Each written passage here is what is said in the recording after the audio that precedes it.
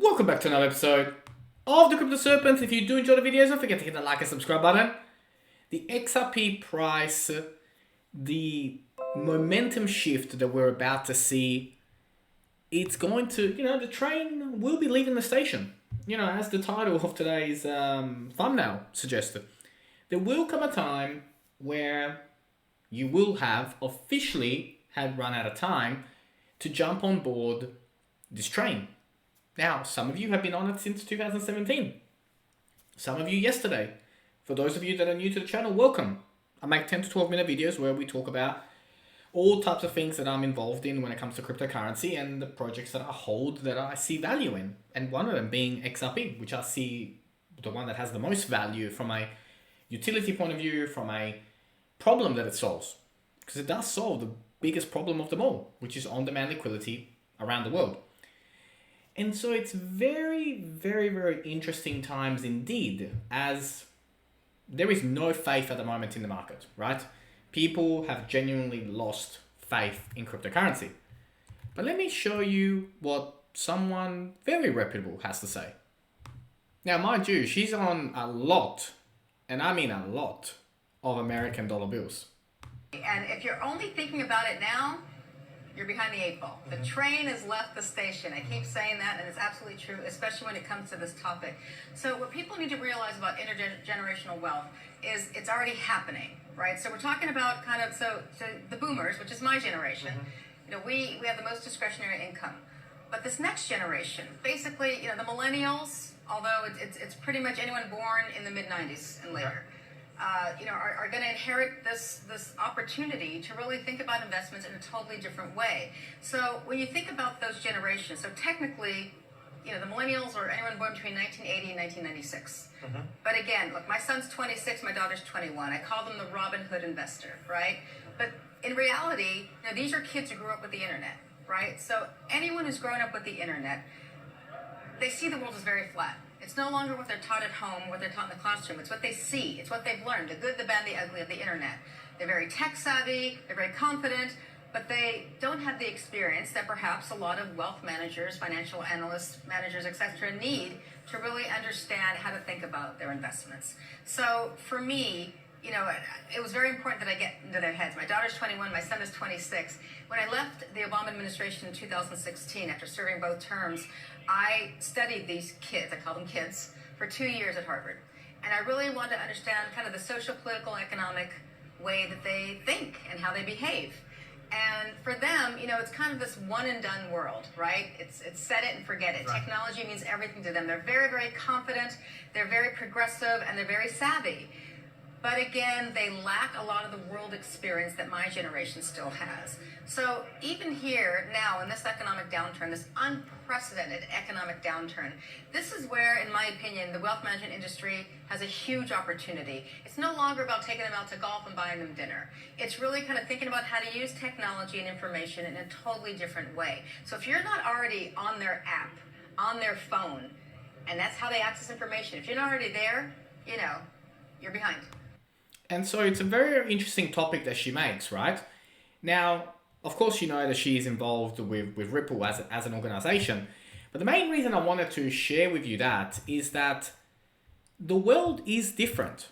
The world is very different to how it used to be in the 90s, in the early 2000s, even 2017. And we talk too much about 2017 bull runs, this and that. It is a completely different world. And what you are a part of, cryptocurrency, blockchain, is new technology. Make no mistake about it, it's software. Like, it's been way overcomplicated. You're investing in software companies, like people were in the 90s. Same bubble that happened in the 90s is happening now. People are losing faith, they're running away, they're scared, they don't understand, they don't want to adapt to it.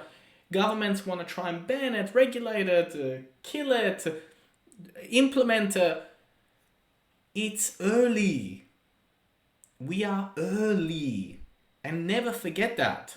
Only 6% of the world, 6% of the world is in crypto right now. You are early. Never forget that. You're not late to the party. You're early to the party. Being early to the party, like any party, right? It means that you're kind of sitting there in this big house by yourself, The DJ hasn't even arrived yet. The drinks haven't even been started to be poured yet. And you're kind of sitting there wondering, is this going to be a good party? Is this going to be a bad party? Should I have gone to the other party? Right? I mean, there doesn't seem to be anybody here. And the people that are here seem, better term for it, weird. But let me tell you something. If somebody told you to watch a Netflix series and the first 2 episodes were bad, but they told you that it was going to get good, so you keep going, why not do that with this?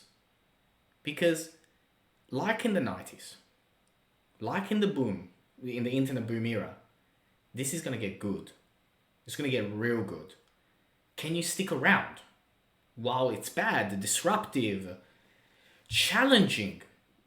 That's the question. Can you stick around while it's challenging, disruptive? That's the question. I can't answer that for you. I hope you do.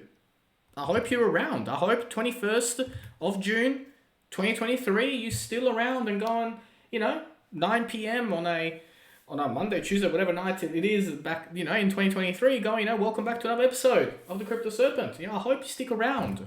I really do. That's why I make these videos, for people to stick around. Now, Biz to launch market intelligence platform amid stablecoin DeFi collapse.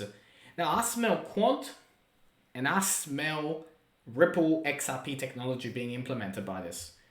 The more I know about it, the more I'll be bringing to you guys about it. But the Bank of International Settlements Innovation Hub announced the launch of a new set of projects targeting various aspects of traditional crypto payments, including a cryptocurrency market intelligence platform and security for retail central bank digital currencies. Interesting. I smell Quant and I smell Ripple all over it. Of course, we're going to talk about price today, what's been going on, what is happening. I really like Dark Defender's Twitter account. Very simple, but XRP is hiding a bullish divergence in the daily and the 4-hour frames, while markets are in the red. This means whales could be generous while fishes are in the absolute fear. So what's next? I really like what he's talking about here, and I think it's really, really interesting the way he's talking about it and the RSI support levels that are going on at the moment and the hidden bullish divergence on the 4-hour.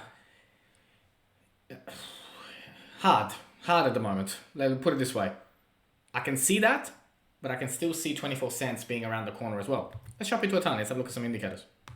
So as we begin to look, we're looking at the moment in particular on the Bitcoin versus USDT chart. You can see here that the RSI is underneath the RSI level on the daily, and the MACD is as low as, we've seen, it is low.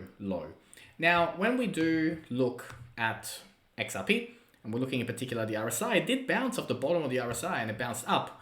And the MACD is just the tiniest amount in the positive, right? I mean, look at that. That is nothing, but it has moved into a positive sentiment. What does it all mean? Well, I did mention how going to 20,400 plus liquidated all the shorts. So we know that.